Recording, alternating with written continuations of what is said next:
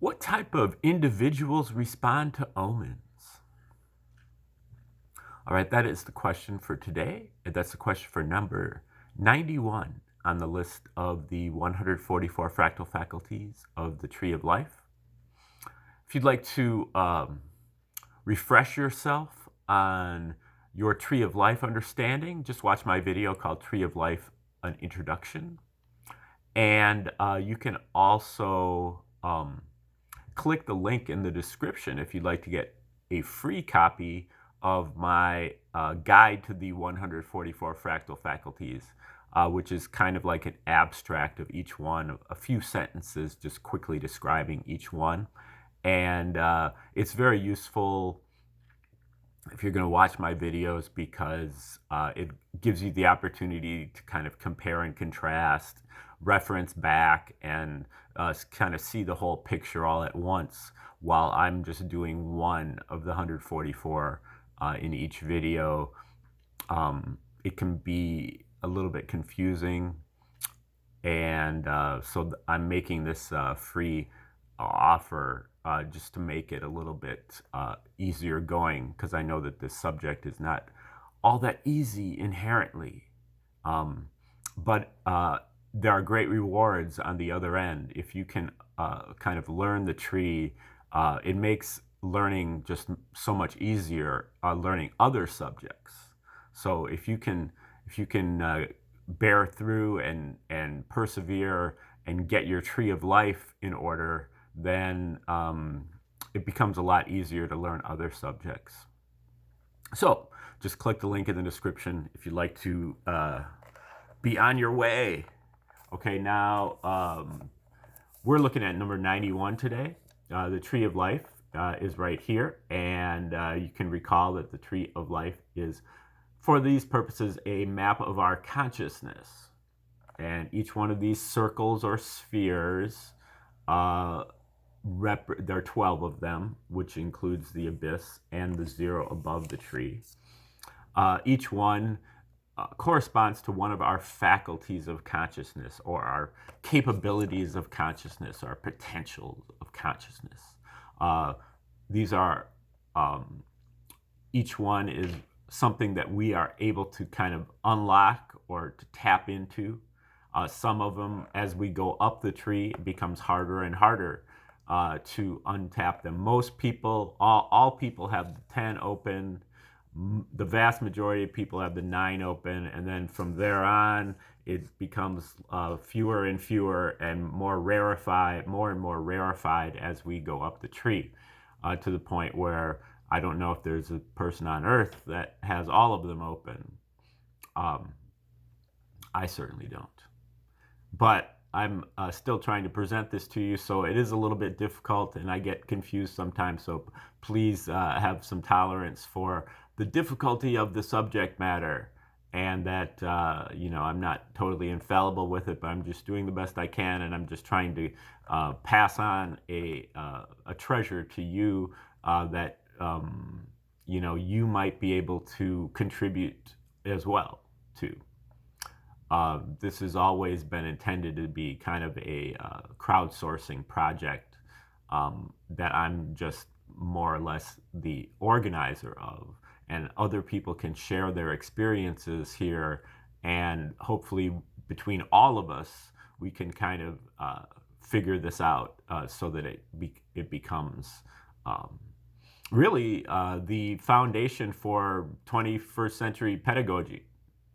Because we're going in that direction with this Great Awakening happening. All of the institutions and the ways that we have done things are kind of falling apart, and there has to be something that steps into the fray. And the Tree of Life is a perfect candidate for that, because it is a system. It's based on numbers, shapes, and letters. And so it's not really, dogmatic, and it's also not wrapped up in all kinds of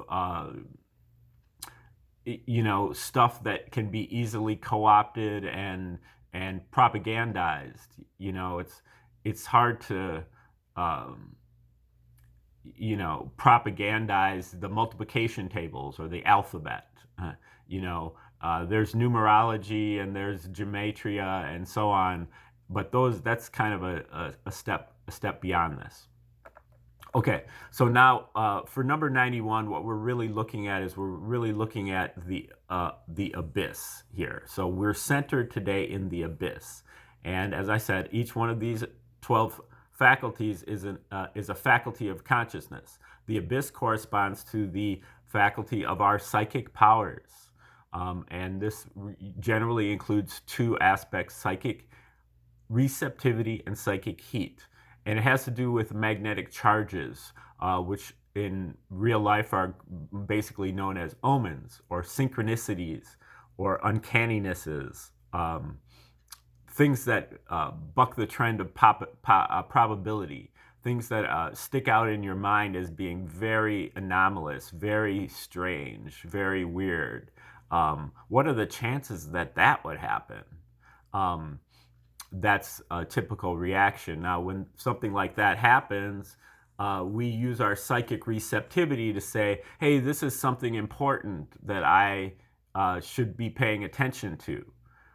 Okay, so that's our psychic receptivity, to recognize the omen and that it has import. And then the second part, the psychic heat, is our ability to actually act upon the omen, because the omen generally contains a course of action, a prescribed course of action within it. And our ability to act upon the omen is the second part, and that requires courage, because usually it requires us to put ourselves out there, to expose our vulnerability and to take a chance by acting upon the omen, acting upon something that is so outlandish in the first place.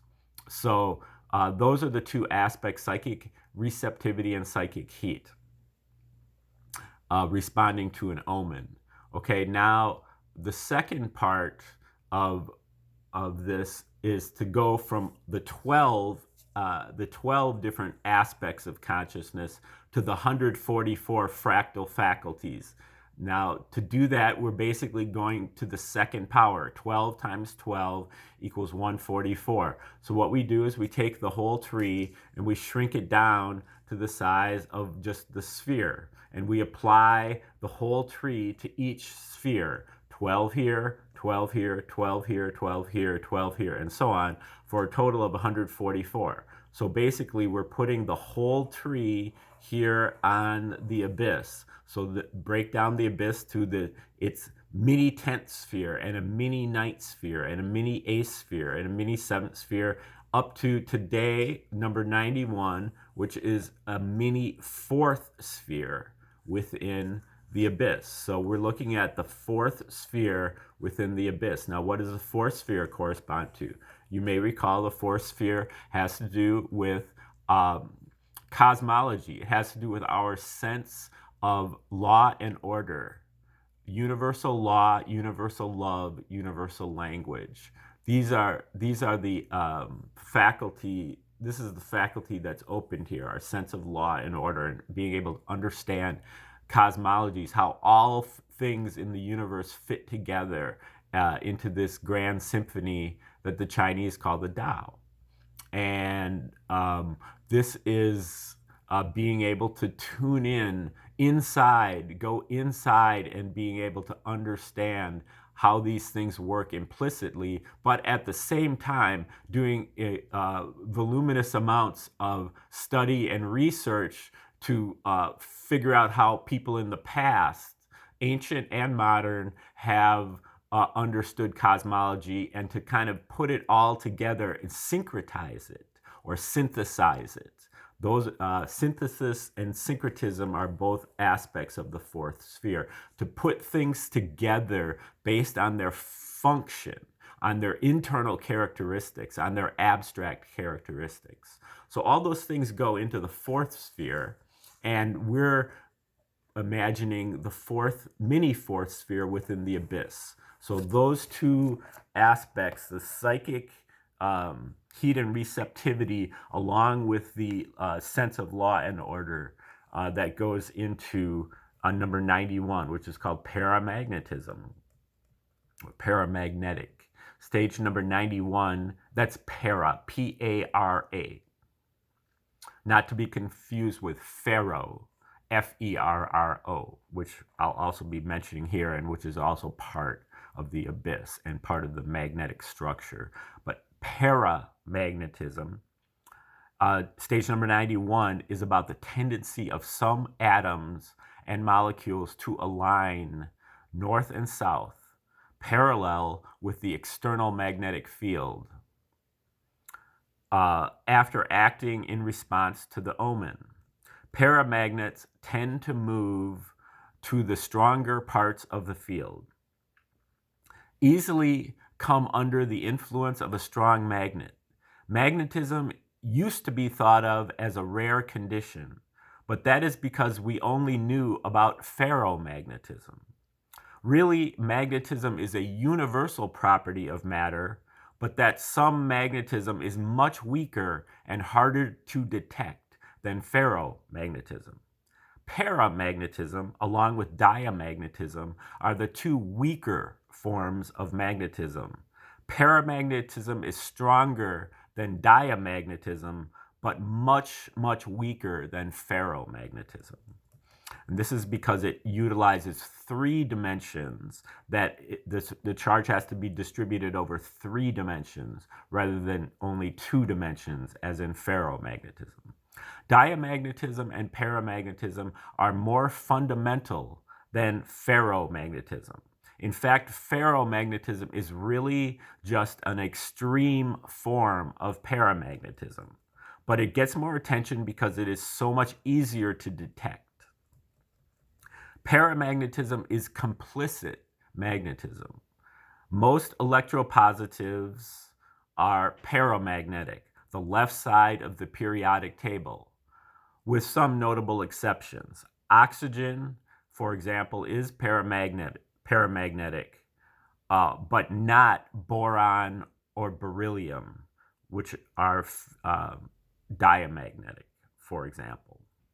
In general, paramagnets have small positive numbers for their valence, or the C part of their atomic configuration, which is really the electric component. While ferromagnets have a much larger positive numbers for their C, for their valence. And the paramagnets, ferromagnets, occur only in alternate rows of the periodic table, basically between novelty and smoothing.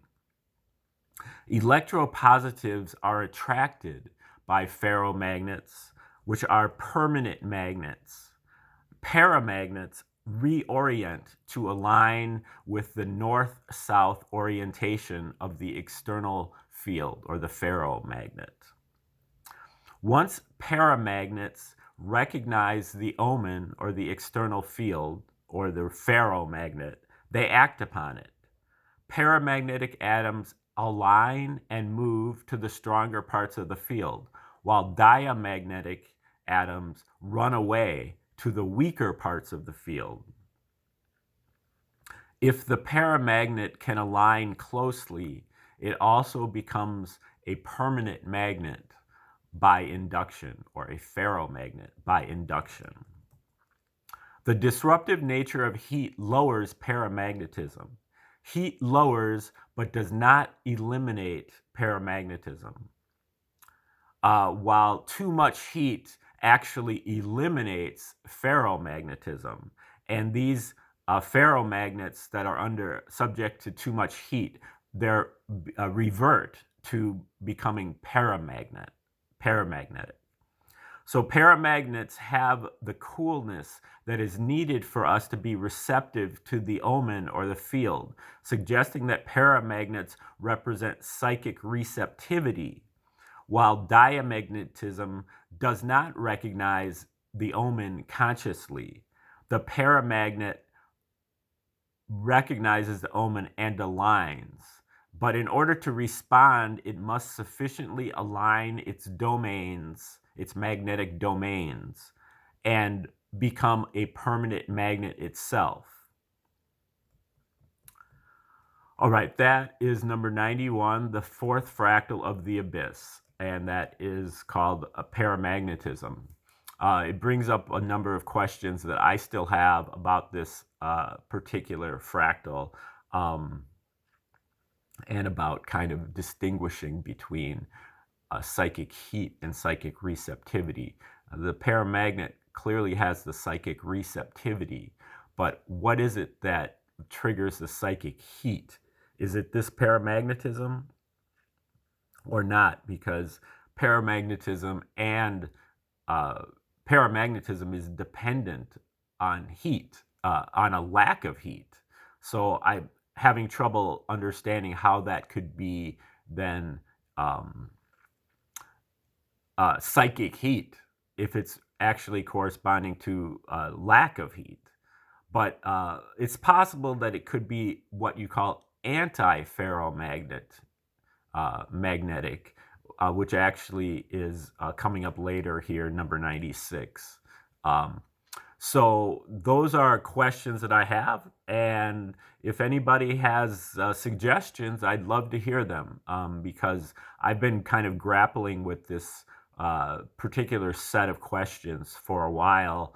And I'm not a scientist. I'm a liberal arts person. I'm trying to translate this stuff in ways that are accessible to also other liberal arts persons. But I have a strong math background or strong math skills, and I'm willing to go into the science of things. But this one here has me a little bit stumped. So please help me out if you have any ideas. Otherwise, just bear with us, and we will eventually kind of get to the bottom of all these things as we move along. Again, this is a community project or a crowdsourcing project, and we just try to get closer and closer to approaching what is reality. Okay, now just thanks for sticking with me for this particularly long video, and just click the link in the description if you'd like to get my free copy of the 144 Fractal Faculties of the Tree of Life. And you can also donate to the project if you have spare money around, which probably few people do. But if you do, and you'd like to donate to the project, my Cash App and Venmo are listed in the description. Otherwise, stay tuned for the next one coming up here. Number 92 will be rolling out soon. And have a great day, and we hope to see you very soon.